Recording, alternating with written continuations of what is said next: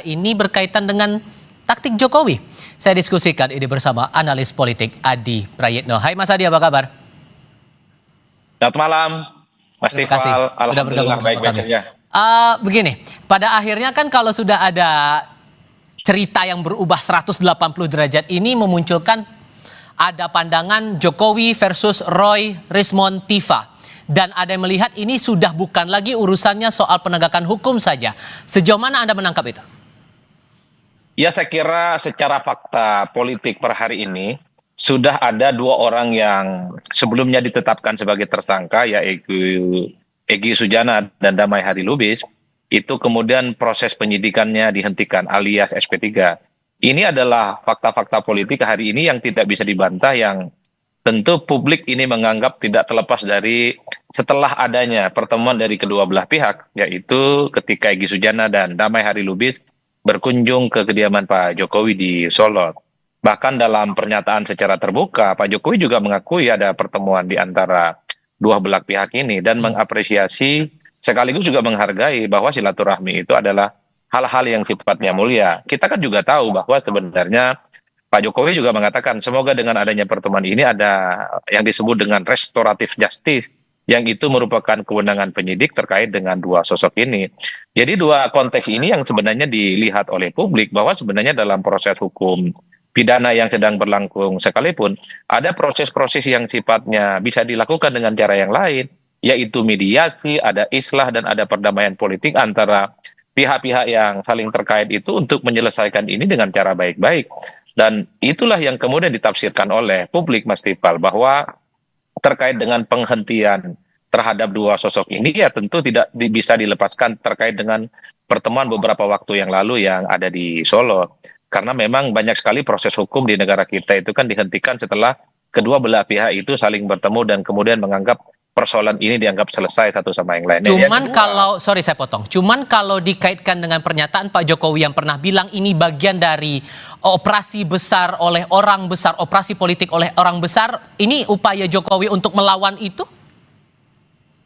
Ya, saya kira bagi saya secara prinsip hal-hal yang semacam ini adalah agak sulit untuk bisa dibuktikan ya. Tapi bagi saya secara prinsip sepertinya kalau kita bicara tentang proses hukum, masih ada proses-proses lain yang kemudian bisa diselesaikan. Seperti mediasi dan restoratif justice seperti yang terjadi ini. Oleh karena itu, sekalipun misalnya ada dugaan orang besar, ada orkestrasi, kemudian juga dikait-kaitkan dengan soal kemungkinan soal kompetisi di 2029.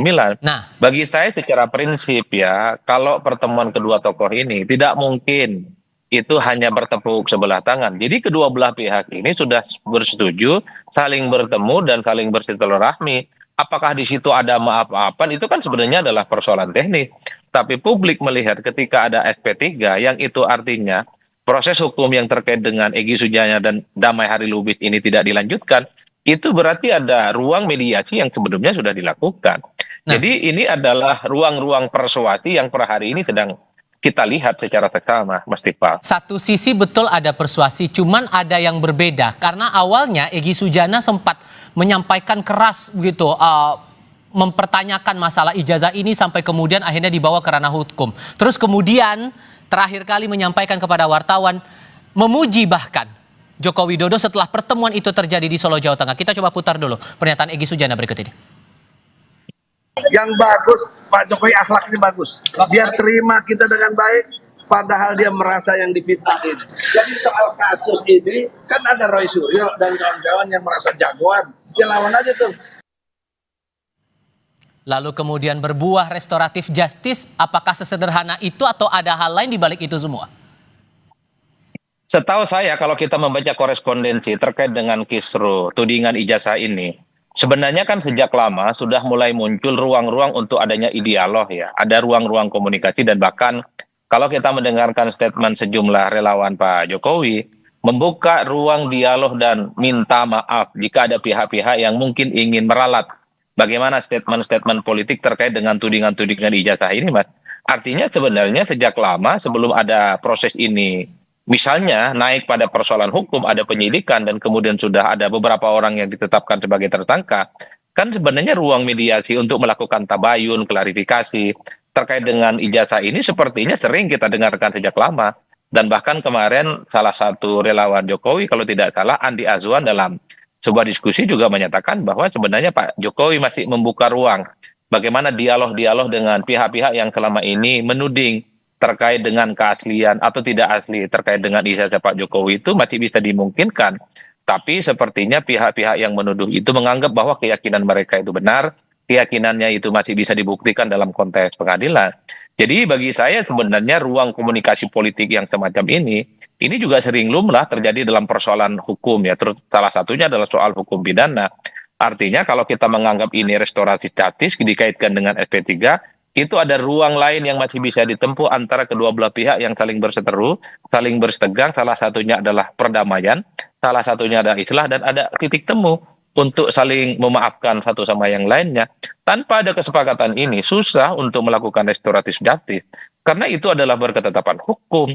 Karena penyidik ya, dalam konteks ini misalnya kawan-kawan di Polda, pastinya sudah mengantongi begitu banyak bukti-bukti yang bisa dijadikan novum untuk menyebut seseorang itu apakah tetap tersangka atau proses penyidikan terkait dengan kasus tersangkanya itu dihentikan. Per hari ini ketika sudah muncul SP3, itu kan menganulir bagaimana putusan tersangka kepada Egy Sujana dan Damai Hari Lubis.